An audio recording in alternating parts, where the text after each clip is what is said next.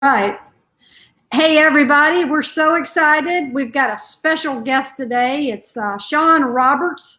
I met him on the floor of the International Christian Film Festival. That's a mouthful.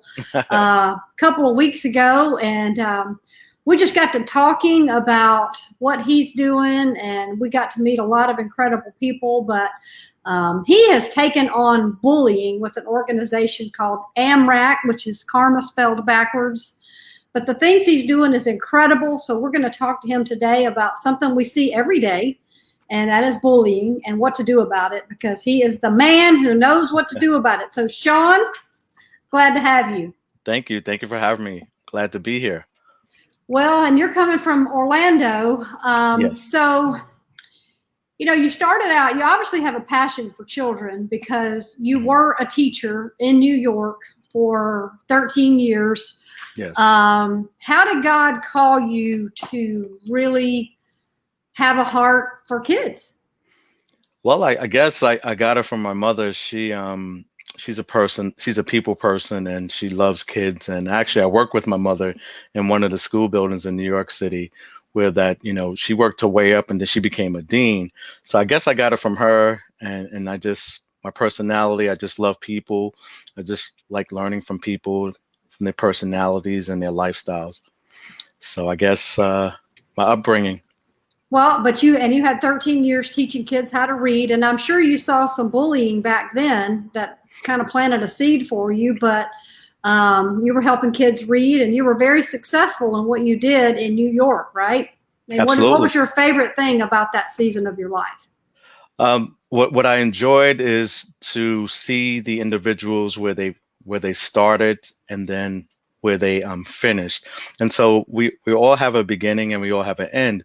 And so I just like that whole process of basically planting a seed, watering the seed, nurturing the seed, and bringing that seed up to be an amazing plant or flower. And so just the whole experience of transforming from one place to the next, and just getting that person to be better than what they were before into where they at right now. So that's what I enjoyed about teaching. Well, that's Mhm. that's incredible, and my heart goes out to teachers because that is it takes a special person to be able to teach a classroom full of kids. So you're now in Florida, which means you're no Yes. longer in New York. Tell us about the lady who spoke over your life, the church lady, Okay. and I think those are unsung heroes that Mhm. impact a person's life story in such a way that it did yours. But I think it's worthy of mentioning because that was like a game changer for you, right? Absolutely. It was frightening at first. It was really interesting. So the church lady that you had mentioned, so I had moved away from educating. I just wanted to get a break from it. And so I started to get into sales. And so in that period of my life, things were great where I was working. I was working in Midtown, had a Midtown office, doing what I loved at that particular time. And, living in Queens in that particular time. And things were just flowing and they were going nicely. And so every day I would go to work. We had this lady in the office and we called her the church lady. And every day she would preach every single day in the office, nonstop, over and over again. So the one day I'm coming into the office, and so there's an elevator that leads to the office. And so the elevator opens. There's the church lady right when it opens. Like there's plenty of space. We're like, yes, literally. And I was scared. I was like, I mean, she was like, I got to talk to you. I said, well, you could talk to me in the office. Like you're literally right outside the elevator. So she was like, well, it can't wait. There's something I need to share with you and it's very important and I need to share with you right now. And I said, well, you could have told me in the office. I was really scared actually. And so then she was like, The church lady, that's the pretty church, scary. yeah, but her whole approach to it was really, it took me off guard. So anyhow, so she said that, from this point on, you're going to be a preacher. And I said, what? What are you talking about? Here we go with the church lady again. And she said, well, she said, you're going to be a teacher, not in a traditional sense, but in a different type of preacher where you just do things within the community and so on and so forth. So I said, okay, here we go again with the church lady and her words. And it's really interesting because at that point, I made a decision. I said, well, you know what? I want to move from New York City because it was really cold. And I was just like, I just can't take it anymore. I just got to get out of here. And it was a snowstorm after snowstorm. And so I moved. And before I moved where I was living, my landlord was like, are you sure you want to leave? You got everything set up nicely here, think things through. And I said, you know what? I think it's going to be a good decision for me. And then right before, as I'm moving my stuff, I got a little scared. I was like, what am I doing? I got to see all my stuff outside. I was like, I'm set here. And so one of the gentlemen that was helping me move, he said, don't be afraid of new beginnings because it might be better than what, where you're leaving. Mm-hmm. And so it stuck with me. So I came to Florida, I was working different jobs, and then I always had a passion to work in the entertainment industry. Mm-hmm. And so, I kept telling people, these are the different things I wanted to do. And of course, they didn't believe. And so I met a gentleman. He was talking about a music video, and everybody kept laughing about, being a part of that music video. So I decided to go, and it was really like life changing there because I met different people. It was a whole different lifestyle that came with it. And so I met people and I started doing projects. And to make a long story short, I helped a gentleman. He needed help with a movie premiere.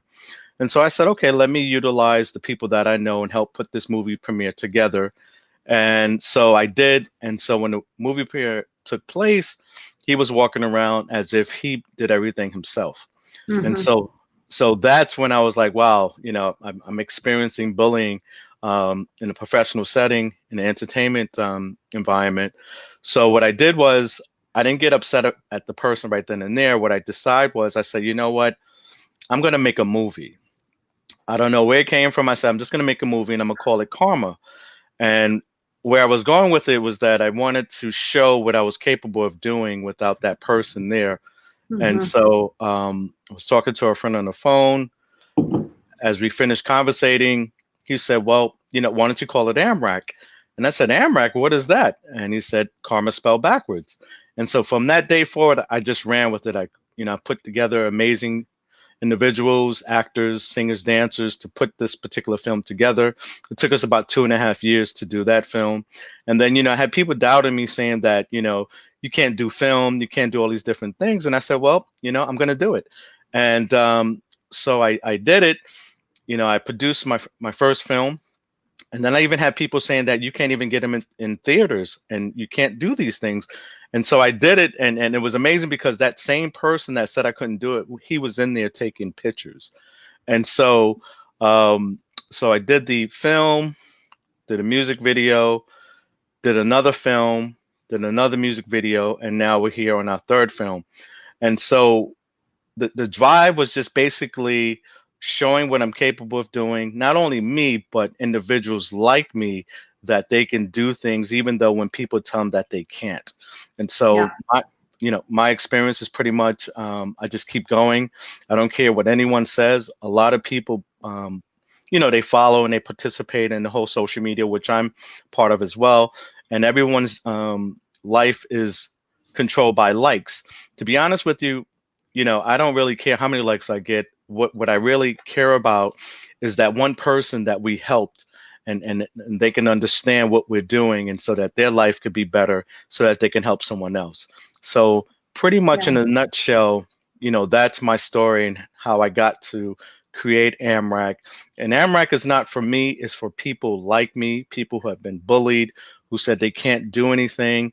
Here I am to tell you, you can do it and you can do it really good. You just have to believe in God and believe in yourself because God has given you these gifts and talents. And the reason why you get bullied is because God is preparing you for greatness. And those individuals that are bullying you, they're trying to take you from your greatness.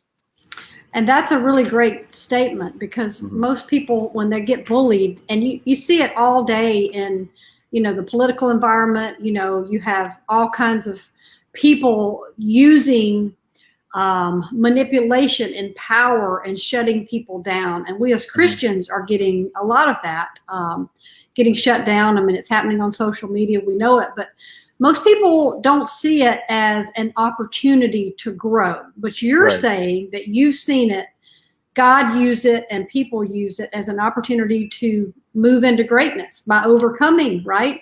Right. So what you do is you dive into yourself and say, why is this really happening to me? Because Yeah. there's tons of people that they can bother and hurt. And so what I'm teaching individuals to say, listen, let me turn this hurt into something positive so that it can help you. It can help you grow. It can make you better. It can help you achieve greatness. And so that's the fuel for me. So basically, what I'm saying is take in that negative energy, don't let it destroy you. Reverse it, i.e., Amrak, reverse it and use it to Mm, your advantage. And most people who have been bullied, if you look around, are great people, successful people. And so they have that drive that many do not have. And so the driving force is stay focused, learn from your mistakes, learn from others' mistakes, and use that as a fuel to be the best version of yourself. And to answer your question about the whole political realm, if you were left or right, whatever party you choose to be on, you know, that's okay. You have your points of views, but what we need to do is we need to listen hmm. and show some type of understanding on where the other person is coming from. I'll be Right. quite frank with you. I've had so many different discussions with people from both sides, and I said, listen, what makes me different from most is that I'm willing to listen to hear what you have to say. We have to Uh-huh. have a dialogue. We have to be Yes. able to speak to each other. Yes. And I think so. What is the difference in a bullying situation and a conflict? We have conflict every day at work, we have conflict in our homes. When does it step over and become what you would call a bully situation? Well, it all comes down to this. I think most situations are bullying situations. What it comes down is somebody's trying to gain control over another person. Yeah, And that's that's and right. so it's the imbalance of power. One wants to control the other. If you look at conflicts that are taking place in the world, this person wants to control this land, this person wants to control this person, and so on and so forth. What we have to understand, and this is what's happening, is that we keep setting up things to make us not human. It's like we're all human, and we have to Mm-hmm. get back to understanding that we are all human. We have, Mm-hmm. we pretty much do the same things. We just label it differently. And so, Yeah.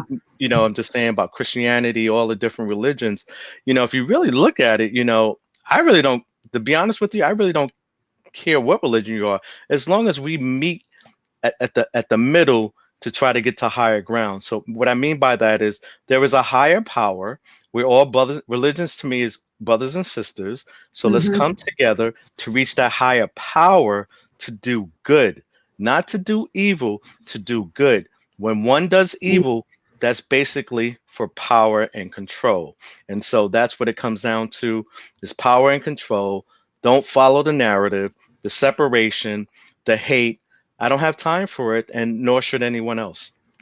Yeah, that's very well said. So, Mhm. one of the things you do is you work with kids and you bring kids into your videos and you produce videos and you work with in schools and you speak and you go Mhm. out and talk about this topic. Sure. What are you finding that is out there that you can help encourage a family or a child or someone that may be trying to assert themselves in a situation as to not be overpowered? What are some strategies to help become stronger in a world that is full of bullies? Okay, so pretty much is that we live in a world that everybody personalizes everything that someone says. Oh, Mm-hmm. or what someone shows. It's like, oh, that offends me, that bothers me, that hurts me. Yeah, You know what? exactly. You know, why are you personalizing everything? I think we need to get away from personalizing everything and then to stay focused on what you're trying to accomplish. Okay. And so I've had different scenarios of parents, of kids being bullied. And what I say is that, they're preparing your child, they're preparing you for greatness. Do not personalize it. Actually, it's really interesting. If you're not getting any negativity, then that's when you should worry. Quite frankly, because if you're getting hate, you're getting people angry at you. That means there's something about you that they can't do, or something that you can do, and that it bothers them, or offends them, so to speak. But I think that's a plus. And I think what you need to do is to focus on the good of yourself. You don't need others to tell you how good you are. All you need is the higher up, which is God, and yourself. Coach yourself. Feel good about you. Do the things that make you happy. I remember this. My niece, she's 25. She has her own kid now. Excuse me, she's 24, and she has her own kid now. And I remember this. It was a long time ago, and I was having a bad day, and she had said to me, it was just a terrible day for me, and she said, "Why don't you just take a shower and leave that bad day alone?" And so I said, "Wow, a little kid said this to me." And so I took the shower, changed my clothes, and I felt great. And so it still sticks with me to this day. And so what people have to learn to do is that to wash off the bad, wash off the pain, leave it behind. That was yesterday. What are you doing today? What are you doing that can make you better than yesterday? Quite frankly, we all make mistakes. Yeah. Some people, have been more aggressive in different scenarios. People are upset, different things happen, so they take things out on you. And so this is what I'm saying: the bully themselves have issues. They are hurt. They're asking for hurt. I mean, they're asking for help, and they're Hmm. hurt. And so I'm relating this to one of the projects we did, which is called The Pain Behind You. The father was abusive. He abused his girlfriend, his wife, and his kids. So what do you expect the kids are going to do after going through that traumatic experience? They're going to most likely go to school and bully. And Right. so, because they can't control the situation that's going on in their household, so they're going to take it out on somebody else. And so, in this particular film that I produced, is that what we did was we showed the kid bullying the other kid, and then what she did was she realized that he's having some issues. It's not her personally. So what she decided to do was buy him a pair of our Amrak sneakers, to make him feel like he was part of the group. And so when he did that, he softened up and became friends with the person that he bullied. So Hmm. again, communication, somebody stepping back and understanding what's going on. I give an example. I called up it was a particular place. The lady was so aggressive and nasty to me. It was unbelievable. And, when things happen like that, you want to get nasty and aggressive as Yeah. well. So I said, you know what? I'm not going to allow that to ruin my day. That's for her. Something has happened to her where that she brought it to work. So Yeah. let me let that bounce off of me, and let her deal with that. Yeah. So And that's a what? personal choice to make because we Hmm. could spend all of our time angry about what someone else has done. But Hmm. what you're doing is saying, let that be the pain behind you and go forward. Hmm. And perhaps while in it, see what productive. I mean, the child did something productive and reaching out to the kid that was bullying and changed the whole situation. So Right. And, sometimes it's strategy. right. And in scenarios, I'm relating it to the times. Everyone talking about the police officer and the criminal is dialogue. It's how you communicate. Hmm. Communication is key. Body language is a form of communication. Um, the Yes. way the way you respond to a person, the way your tone, music also communicates to a person. So all these factors contribute to a situation. But if you learn and say, you know what, maybe the officer's having a bad day. Have you ever thought about that? And say, okay, you know what, let me diffuse the situation. We're always putting the pressure on one side, but it's a two-way relationship. It's a two-way relationship, and we cannot put everybody in a box. We cannot say all cops are bad. We cannot say all these people are bad.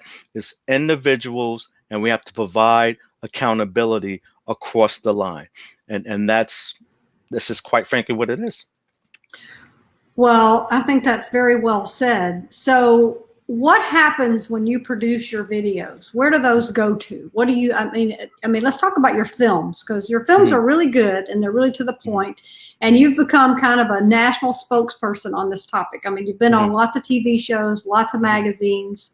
You have an authoritative position on this topic. So, when you make a film, Hmm. where do you send it and where can people find them? So our films are in theaters, so we usually have them here in Orlando at the AMC Movie Theater at Universal Studios, where the world comes, the Fashion Square Mall. We're currently coming up with a new film that's coming out. And then we have a promo project that will be in the arena where the arena football takes place here in Orlando. And then That's we so also, exciting. yes, it is. It is. It really is. I mean, we're spreading it in so many ways. And then, and if you cannot get to Orlando, we have online. We have a website, which is amrakantibully.org. We also have Roku under Creative Motions. They allowed us to use that platform to have our films there. And so I had mentioned the Pain Behind You film. That's where that film is at. And so we're moving forward to get it more in Hulu and Google Play as we progress and move forward. We just want to be able to give people the platform, the ability to see what we're doing. And these projects are pretty much written so that any person from all walks of life can learn from these projects and take from these projects and build from these projects. And you've built a team because when you look at the videos and you look at Hmm. the people around you, this is not just you. I mean, where have all these people come from? I mean, how have you been able to get the reach that you've got and build the network of people around you? Because you've done a great job with that. So pretty much, observing, networking with individuals, becoming friends with people. One of the things I believe is one of my gifts from God is that, I can fill out the person and understand where the person's coming from. And then I match it up because I write the films. I match it up with the characters that I'm looking for. So everything fits like a glove. So, I put it out online, which Facebook is huge for that, casting calls and just putting out the positivity. My casting calls is pretty much simple. We want people who are passionate about acting, who have been bullied, and who has been doing the bullying to be a part of what we're doing. We want positive people. We don't care about the fame and the glory. Um, those things come, but when you do a project with Amrak, we want your fame to be something positive. Somebody had said to me, it was hilarious. I was laughing. I guess they wanted me to be upset about it. They're like, well, we see you all over the place, so you're getting the fame from the kids. I said, what better way to get fame is working with kids? I'd rather be famous for doing something Yeah. positive with kids. And I said, and hopes that it would trickle down to them so that they can be where I'm at and to see it, doing Amrak, to see that, that's the reward. That's the $1 million check, to see somebody that couldn't speak, that couldn't do certain things, and then when I take them on TV with me, they're controlling that interview and they're speaking so eloquently, and they're 14 years old and they were bullied. And so, we just have to show leadership in so many ways. We have to do it as mature adults with compassion and understanding, and to let God lead. It's right now, things are switching over. Darkness was winning. Now it's time for light to come in and do what we have to do. But it takes like-minded people like yourself and other individuals. So to get back to the original question of how do I get the people, I just let God lead, and then I show up, and I talk to the individuals and telling them what I'm doing, and then that's how it comes together. Okay, so you are living your purpose. I mean, you Mhm. had, God used a moment that was uncomfortable for you to Mhm. launch you into something that's very purposeful for you. And so you're living your purpose. What do you say to someone who doesn't feel like they know what God has called them here to do? And it's People really struggle with this topic a lot. so it was a scenario I just had the other day. It was a kid that was going through his personal demons. And so I said, and this was the question I asked, I said, what is it that you like to do? Like, Mm-hmm. what is it that you like to do? And the kid said, well, I like to do makeup. I said, great. So let's focus on that. Mm-hmm. Do focus on doing makeup. You know, if you want to make up yourself or make up a family member, start there because that's something that you like to do. And then what we do is we say, okay, well, in my mind, I'm like, okay, this person likes to do makeup. So what I'm going to do when I do my next film, you're going to do the makeup for the actors. So now Ah. they so now they're in their purpose. So Mm-hmm. now they're doing what they love and they're also building up their self-esteem and then they become better than who they were yesterday. That's what Amrak is. Be a part of what we're doing. We utilize your talent so that you can be better than what you were yesterday. And it's amazing to see it. I mean, working with these kids to see what they're doing. This latest film, My New Family, is powerful film, great acting across the board from kids who have been bullied, and they're giving 110%. I get a little emotional because these kids gave everything, and it's going to show when you see the film. So, and this film that you're working on now, it's Mhm. called My New Family. Yes. So My New Family derived from a lot of times kids who get bullied or doing the bullying, they don't have families. And so AMRAC is creating a family for you. When you join our organization, when you wear our shirts, when you support, volunteer, or donate, you're part of the family. So, for example, if you donated, we still want you to be a part of AMRAC, Mm-hmm. or if you volunteer, we still want you to be part of AMRAC because now you're part of the community. It's not for Sean Roberts, it's for the community that we're creating. I'm bringing back the community. The community raises kids. If we Yeah. destroy the community, we kids are being destroyed. And so we're just focusing on a lot of positivity with people that live and work in the communities. And these communities could be throughout the United States and in different countries. And Amrak is that example. We're in Russian magazines, and the magazines are distributed in Russian communities, and they Wow, take that it's back amazing. to different countries as well. So Hispanic magazines as well, African American, Caucasian American, you know, um, European countries. It's for everybody, and I love that God selected me for this because I look at people. We're all human, and we all have gifts, and there's beauty in our differences. We just Yeah, have to learn to respect each other and understand that we are all human. yeah, yeah. Mhm, Well, that is well said. And I love the fact that you are doing what you do in the hearts mhm, of kids. It takes so little to mhm. deter one, but it takes so little to encourage one, right? Right. I mean, it's so easy to encourage a kid, right? Just listen and help them take a next step towards something. Right. And it's golden. I mean, it's so golden just to invest in kids. And so you had mentioned earlier that I speak at schools. I love speaking at schools because I start off this way, and this is how I start off. I'm going to feed into you. Okay. You guys are constantly being bombarded by negativity.